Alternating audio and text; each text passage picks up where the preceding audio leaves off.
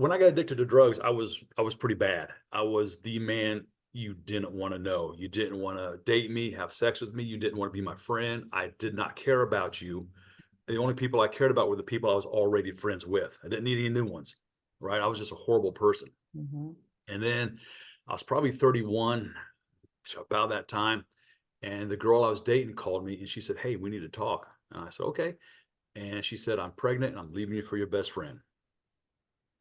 At that time, I was a second degree black belt in martial arts. I had been asked by my instructor, he said, "Hey, we should get you ready for the Olympics." He wanted me to go represent America in 1996, but I got addicted to drugs. So, I mean, I was pretty in shape before that. I had a lot going for me. But when I looked in the mirror, I didn't see that.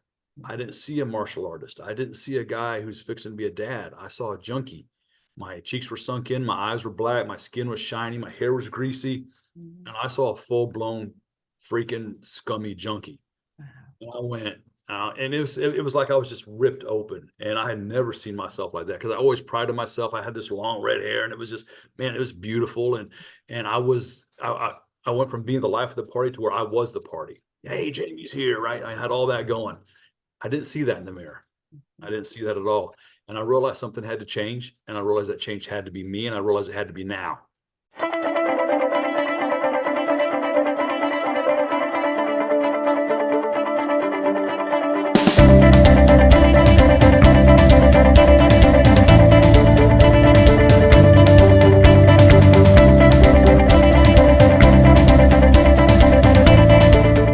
We have Jaime McCormick joining us. He is the mastermind behind Skate Angry. And just the name alone, Jamie, you got to tell us about that. All right. Well, thank you for having me. Skate Angry is a name that was derived from about 30 years ago. Okay. When I first got to Oklahoma and I met these guys and all this stuff, we were playing Dungeons and Dragons and comic books and going to concerts. And then a couple of them were like, "Hey, we skateboard." And I was like, "Cool. I've never been on a skateboard." And so I didn't have a skateboard, but they had a pair of inline skates, which are the roller blades. Okay. And so I got on these blades and they're skating and I'm skating and I wrecked a lot. I was always in a ditch full of water or a bush or something like that. And I would get up and I would just skate, skate. I would just take off, skate. And a friend of mine went, "Dang, Jamie, don't skate angry." And even then I thought that'd be a cool name for a clothing line. Uh-huh. But of us three, our lives took very different paths. One got married, two of us got addicted to various drugs. And then the friend of mine who got addicted with me ended up killing himself. Oh my goodness. Yeah, so, Skate Angry really got put on hold. Yeah. I didn't think a So lot can I about it. just ask, how old were you around that time? I was 22 Okay. about when we started the whole, skating, stuff like that, Okay. and, so it kinda got put on hold, and then I met a woman named Moza, and she introduced me to a company called Market America, and I joined into that, and it's been pretty beneficial. I've learned a lot, made some good connections. So I was sitting on my couch probably February last year, March, April, somewhere in there, and I was thinking about another stream of income. Yeah. And I was like, I should start Skate Angry. And then I sat up and I went, I should start Skate Angry. So I called my friend who's an accountant. I told her my idea. I said, "Here's what we want to do." And she Mhm. said, "Let's do it." And we got the EIN, the LLC, we got all the stuff and Got it just all. started going with it. And And look at that, and look at look at that. that. So for those tuning in and think like, "Oh my gosh, I don't think I could ever start a business. I don't even Right. know the first thing." It really just comes with the decision, right? Yeah, it comes with the decision. I've often heard people say, when an opportunity comes, don't wait till you know how to do it. Take the opportunity and learn. Now, to me, that was odd because if someone offers you to become an airline pilot, you need to know how to fly a plane, right? So Yeah. I guess there's a fine balance there. But I don't know how to run a business, but I have friends that do. I Mhm. don't know how to build a website. I have friends that do. I don't know how to do graphic design, but I have friends that do. Yes. So Yes. you don't have to know everything about your business. You just have to have the passion for it and start asking questions, start connecting like I connected with you on Facebook. Just Mhm. start making connections of people who are in similar areas or categories and just Mhm. start asking, and the right people Yes. will come along, I and like to it just say, happens surround yourself with people moving in the same in the direction. same direction. That's all, you Yeah, just gotta surround yourself with people moving in the same direction. So, right. so Skate Angry, so it's fairly new then. It's, the concept has been around for a while, but you've officially been in business for what, just over a year? Not even a year. Okay. At first, we made Jaime McCormick LLC, and Skate Angry was going to be underneath that. And then my accountant called me about 6 months ago. She goes, "I just made Skate Angry a business." So we made it its own business, got its own LLC. So it's been in business about 6 months. Okay. We're still working on the website, getting the extensions in, the shipping, making sure everything's right, the taxes. And like I said, there's a lot to it that I was not aware of on the other end of making a website. I thought it was just make this website, people buy stuff. Yeah. No, no, it's You still got to everything. get the people there. Yeah, I've talked about because I have a nonprofit that's kind of in formation. I kind of jumped ahead and then realized I needed to take my time but yeah, it's really at that time I was told it's like building an airplane while it's taking off the runway. Like you've got to just it's in motion, but you've got to just keep rolling with it. So yeah. um, so I want to dig into there had to have been an incredible foundation of faith for you to be able to believe in this idea, to act on it, and to just trust that if I move, it will all be okay. Where Yes. did that play into this just taking action? It played in the fact that either God knows what he's doing or he doesn't. Mhm. And I'm the believer that he does. In the scripture, it says that God gives the ability to get wealth. And if he gives you the ability, then I believe that he'll give the path for that to come to fruition. But we have to step out and act on it. It's like sometimes we ask God for a cake and we get all the ingredients and the instructions, but we go, "Ugh, that's not a cake." We have everything right there. So I had this faith of if I do Skate Angry and I do it correctly, and not just to build a bank account, but to actually help people, it'll take off. If I build a community and not just, like I said, a bank account, if I build something for people, it'll take off. And Yeah. that's where the faith came in at, Mhm. is I believe, Elena, that we are put on this life to give ourselves away. Mhm. We're here to give our gifts away.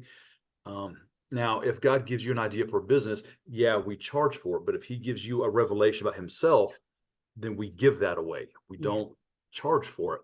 And I believe this revelation, as I said, our company scripture, I believe it's Psalm 34:8, and it says, taste and see the goodness of God. Mhm. And that's what I want people to do, is see that God is good. Yes. Yes. And until I draw my last breath, that's my intent. But that's where the faith came from, is you either trust what he says or you don't. Mhm. And no matter what people believe, we're believing something. Mhm. All Yep. trusting in something. We're either believing something good or we're believing something bad, something right or something wrong. Mhm. What do we believe?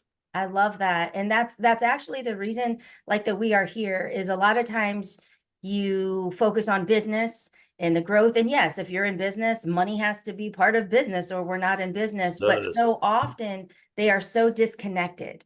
Yeah. And I'm here to share that beat down that you've taken in your life, that it's okay to do something with that, turn it into a blessing. And to me, I feel like you got to make your dream come true. And those dreams come from knowing that you are here, like you said, to Yes. serve a greater purpose, to take Right. that pain and allow it to impact someone else. So do you think of your friend often while you are building this now? Like, is that still thought in your mind, or is it your drug addiction, or what was that point that's like you're so surprised today that that breaking point has turned into something that can serve and into something good? I look at where I came from even before I was addicted. I've always come from a small town. I think there were 18, 19 people in my graduating class, not many. And I look at where I am now, where people are buying my book, where people are wearing products that I create, shirts and stuff. And I'm like, I'm a small town dude. I came from literally nothing. There's no silver spoon in my mouth. There was none of this. But yeah, I'm grateful that I am where I am and that I have the opportunities that I have ahead of me. and I don't plan on wasting them. Yeah. And for the first, well, actually for all my life, I've wasted every opportunity. You Yeah. know, everything put before me, I just spit on because I just wanted to be friends. I wanted to, excuse my language, I wanted to get laid. I wanted Mhm. to be the friend. I wanted to be the party. That's what I wanted to do. And I Mhm. look back at all that wasted time. Wow. My goodness. So Wow. I'm not going to waste any more time. I am 53. Okay. If I die on my 80th birthday, I have 27 years of life left. Yes. That's not much. Yes. Yep. That'll go by like that. Yep. I read, and I can't remember who said this, but it's take care of your minute, Yeah, because if you can that's take good. care of your minute, then the day, the week, the month, and even the years will take care of Huh. themselves. That's good. That's good. It reminds me of the scripture where King David, you know, he prayed, he said, help me. How do you say? He said, help me number my days that I may get a heart of wisdom. And that means help me understand life is short so I may do wise things with what I have. Yes. And Yes. that's what it's about. You know, I don't watch near as much TV as I did. Mhm. I, I read somewhere that if you watch every Harry Potter movie, it's like 26 hours of your life gone. Wow. You start comparing, because I've seen all the Star Wars, all the Marvel, all the this and that, and that's a lot of hours That's a lot of hours. you can't get back. So I watch way less TV than I ever used to. Mhm. You know, my friends are like, dude, where are you at? You're not hanging out. I was like, man, I Yep. don't have time. I really don't have time. Hmm. You Yep, know, I'm in that same boat too. People talk about the new episodes or the new series, and I'm like, I have no idea, you right, know. right, right. I don't Yeah. know. So Skate Angry. So what actually do you do? What does the nonprofit do? Okay. Um, I know what I sent you said nonprofit, but we're probably not going to run that route. It's Okay. become more harder than I thought. But Okay. what Skate Angry is we're going to give everything we make back to the community, 100% of it. Mhm. After we pay our salary and our Mhm. expenses, we know you got to have expenses in a bank account. We're going to save, you know, a few hundred thousand back, Yeah. but Yeah. we're not going to just build an account. But what we're going to do is give it all back. And Nice. our goal is to help people buy homes, get cars. If we drive down the road and see a car broken, pull them over. Hey, we'd like to fix this for you. We want to really genuinely help people. Hmm. That's the whole idea behind Skate Angry, is to give to this community, to engage the skaters and the extreme sporters, that if they see an old lady or an old man mowing his yard, pull over and mow it for them. Nice. Let's do something. You know, Mhm. many people say we're going to change the world, and then they get a fat bank account and kind of forget where they came from. Yeah. I pray I never forget where I came from. Yeah. Um, there used to be a series on MTV called Headbangers Ball, Mhm. and the I host, remember that name. Yeah. yeah, and the host at the end of it, he would say, always keep one foot in the gutter and one fist in the gold. And I Mhm. think that's a good way to live our life. Always keep a foot where you were, but Mhm. strive for that goldness. Always reach for that crown, but never forget where you came from, or you'll I love forget to that. help people. So the whole idea of Skate Angry is to give everything back to the community. Everybody who becomes employed with Skate Angry will make the exact same amount of money, from Right. myself down to the janitor. Mhm. Whether it's 30,000 a year or 80,000, everybody's making the same money. That There's no, I have never heard that before, and that is absolutely beautiful. Like yeah, I've never heard that before of anyone doing that, and yeah. how awesome. Yeah, there is no need for me to be making, let's just throw a number, let's say $500,000 when I have a janitor struggling to pay his bills. Mhm. How selfish am I to do that? Well, I built this business. No, you had the idea that people under you, they built the business. Mhm. It's just my Yes. idea. But That's they're, amazing. yeah, they're the That's ones a that make the nugget money. for anybody tuning in to really grasp and pay attention to, because that's really cool. Yeah. Mhm. I've never heard anybody do that before.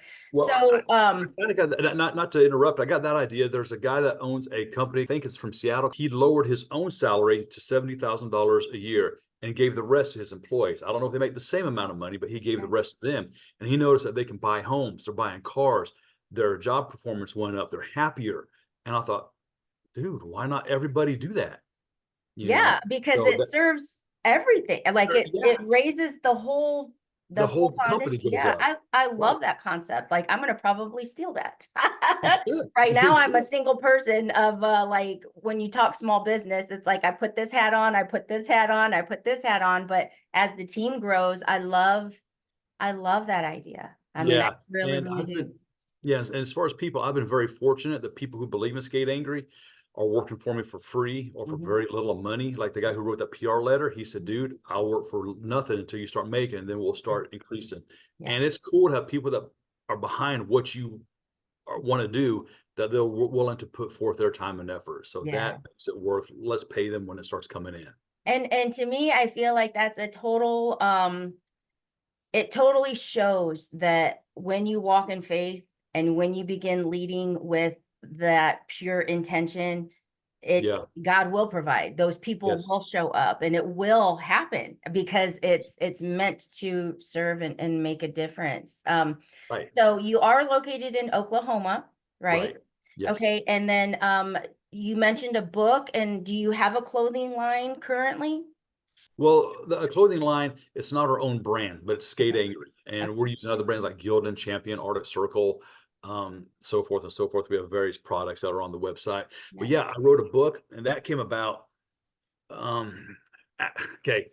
When I got addicted to drugs, I was pretty bad. I was the man you didn't want to know. You didn't want to date me, have sex with me. You didn't want to be my friend. I did not care about you. The only people I cared about were the people I was already friends with. I didn't need any new ones, right? I was just a horrible person. Mhm. And then I was probably 31 about that time. And the girl I was dating called me and she said, hey, we need to talk. And I said, okay. And she said, I'm pregnant and I'm leaving you for your best friend, all in the same sentence. Oh, wow. Yeah. And I went, huh. So now keep in mind, I'd been up many days. My thought process was Mhm. not rational at all. Yeah. I hung up the phone and I went in the Now, wait, bathroom. can I interrupt for 1 second? Just because Sure. my brain, was she pregnant with your child or Yes. your No, best it was friend's? mine. No, it was mine. Okay, Yeah. but she was still leaving you to go with Yeah. okay. I just wanted to Yeah. make sure I knew like what was Yes. happening there. Yes. My daughter is definitely mine. Okay. Red hair, blue eyes. I couldn't deny her if I wanted to. So when she tells me that, I go in the bathroom and I look in the mirror. And at that time, I was a second-degree black belt in martial arts. I had been asked by my instructor, he said, hey, we should get you ready for the Olympics. He wanted me to go represent America in 1996, but I got addicted to drugs. So, I mean, I was pretty in shape before that. I had a lot going for me. But when I looked in the mirror, I didn't see that. I didn't see a martial artist. I didn't see a guy who's fixing to be a dad. I saw a junkie. My cheeks were sunk in, my eyes were black, my skin was shiny, my hair was greasy, Mhm. and I saw a full-blown freaking scummy junkie. Wow. And I went, and it was like I was just ripped open, and I had never seen myself like that because I always prided myself. I had this long red hair, and it was just, man, it was beautiful, and I went from being the life of the party to where I was the party. Hey, Jamie's here, right? I had all that going. I didn't see that in the mirror. I didn't see that at all, and I realized something had to change, and I realized that change had to be me, and I realized it had to be now Yeah. because there was a girl. Oh, I didn't know if it was a girl, but there was a Yeah. child coming, Yeah. and ready or not, I'm gonna be a dad. Yeah. So Wow. I think I did drugs 2 more times after that, and then Mhm. I just stopped. There was no rehab, there was no withdrawals. I was done. Really? And Wow. yeah, and at 31 years of age, I had done everything. I did the one night stands, the fighting, the drinking, the drugging. I had done it all except give God a chance, except go to church. And I asked myself this question out loud. I said, how much more can God mess my life up? Because mine was pretty, I've seen what Jamie McCormick can do with his life, and it's not pretty. So Mhm. I started going to church. And although even as Christians, we up and down, we walk, we fall, we sin, we're, not perfect. I have not looked back. Wow. And if my daughter hadn't come to this world, I don't think I'd be alive. Not Mhm. that I was suicidal. I just didn't care. Yeah. Yeah. None It of, was none bound of to take you down that path Yeah, that it was just bound wouldn't. to. Yeah. Yeah. Yeah. We actually had a kind of like this motto that we prided ourselves on. When someone new came in, we were going to get high quicker than them, harder, faster, longer, deeper, and you can come along or we'll leave you in the dirt. And we And left many people and in the that's dirt. just the way it was. Just Wow. the way it was. Mhm. And I got friends now who are clean, and we look back on that and we're like, dude, yuck, So after I got clean, I started working at a psych hospital, and I Okay. worked about 10 years. And I talked to people they were hopeless. They were depressed. They were down. And it was all kinds of people, businessmen, ex-NFL players, teachers.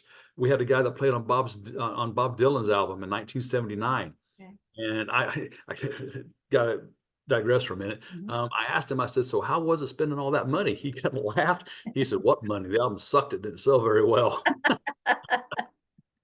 But we had writers, I mean, all kinds of people in here. So that can hit anybody. Don't think you're above it. Mhm. Without Christ, if not for the goodness of God, there go I. Yeah. Yeah. So I would do this group with these guys, And when I first started doing it, I didn't know what to say to them. I was like, "Hi, you guys are cool. Have a good day." You know, I didn't know what to do. And I thought, man, I got to get more real. So I just started telling them my story. And over time, they started saying, "You should be a motivational speaker." And I went, "Yeah, whatever." Mhm, Kind of blew it off. mhm. And then it kept on again. And then a nurse would say it. Then another staff would say it. And then another patient would say it. And then one said that I should write a book. And I went, "Yeah, whatever." And one lady said, "If you put your words on a CD, I would listen to it in my car." And I kind of went, Wow. okay. So I started thinking, maybe, but yeah, whatever. He was going to listen to Jamie McCormick, right? And then it got to the point where I was doing the best groups in the hospital. I was doing better than the therapist, better than everybody. And I think it's because I was just real. Yeah. Yeah. Boom, here it is.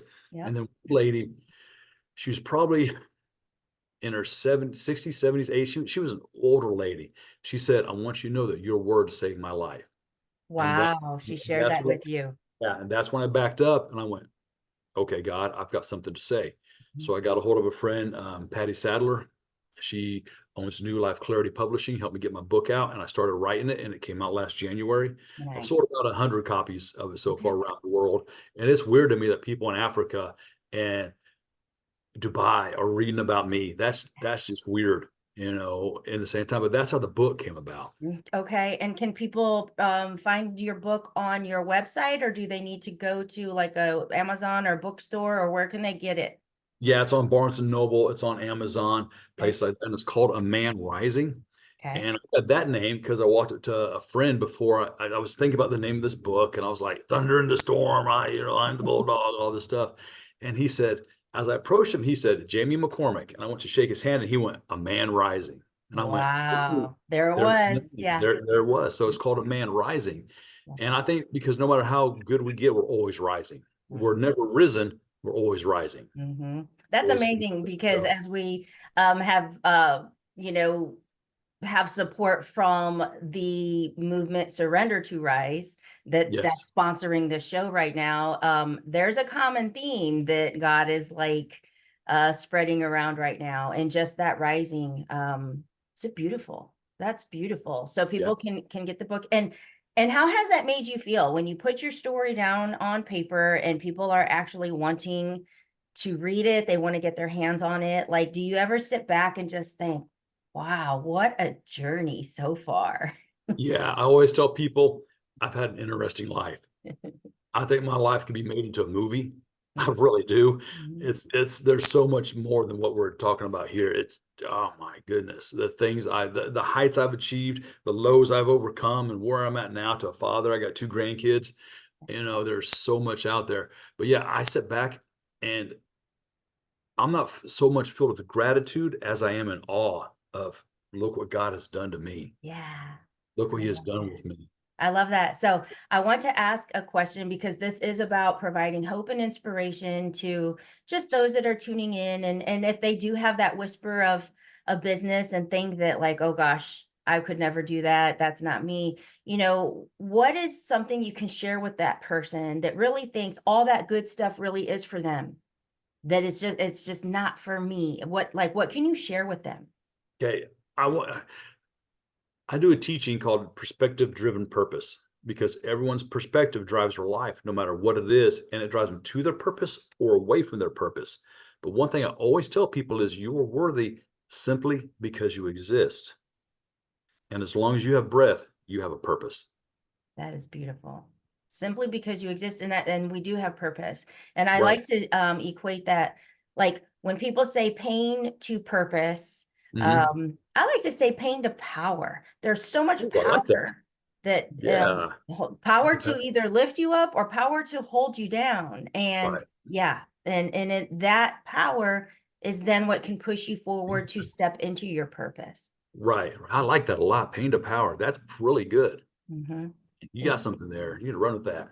Yeah, I've done trainings and challenge, just things, but pain to Yeah. power, because to me, I feel if it is strictly pain to purpose, then everyone would be living in their purpose. Right. And not everyone is. That power can keep you stuck. It can hold you there, or it really can be that pillar of strength to move you forward and into that purpose. And so it's Right. powerful for sure. Yeah. Yeah. Working at the psych hospital, I've noticed that people look at pain in one of two ways: a reason to rise or a reason not to rise. Mhm. And there were many patients who, when they were there for 3 or 4 days, they would come up and they would go, I get it now. And I said, what are you talking about? And they said, after being here and looking at other people's problems, they said, I realized mine aren't that bad. And sometimes it takes us not to judge, but it takes us looking at other people's problems to go, I'm okay. I'm okay. Yeah, Yeah, I'll I'm not get that through. bad. There's a guy in the military named Sergeant Johnny Jones. Maybe it's Johnny Johns, but he lost both of his legs in an IED explosion. And he goes around and he talks now, and people ask him, how can you be so positive not having your legs? And he never answers them, but he asks them this question. He says, how can you be so negative still having yours? Whoa, Yeah, that's awesome. That really is. right. That's like, let's hold the mirror up and like That's stop the right. press. Like that pauses you for a minute. I love Yeah. that. I love that. So what's next for you? Next is to, man, just I have this end goal in mind of Skate Angry being the biggest community in the world, people proud to be a part of it, just giving everything away. So that's the end goal.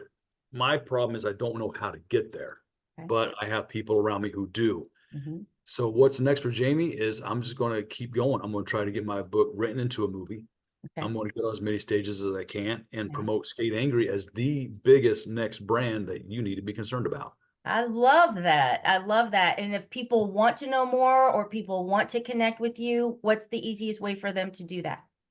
Well, I have two emails that they can get. One is McCormick Motivation at yahoo.com. And the other one is jmccormick at skateangry.com. Okay. So they can get a hold of me there. I don't have my personal website for me, but I have a website for Skate Angry, skateangry.com. Okay. And they can check out what it's about there. Very good. Very good. And for those that are tuning in, we will have links and all the information available to you. Jamie, I want to thank you for sharing your story, sharing your Oh, heart, it's a sharing your pleasure. faith, and sharing your time with us here on Strength Unleashed, the Crowned Journey. Yes, ma'am. Thank you. I appreciate it.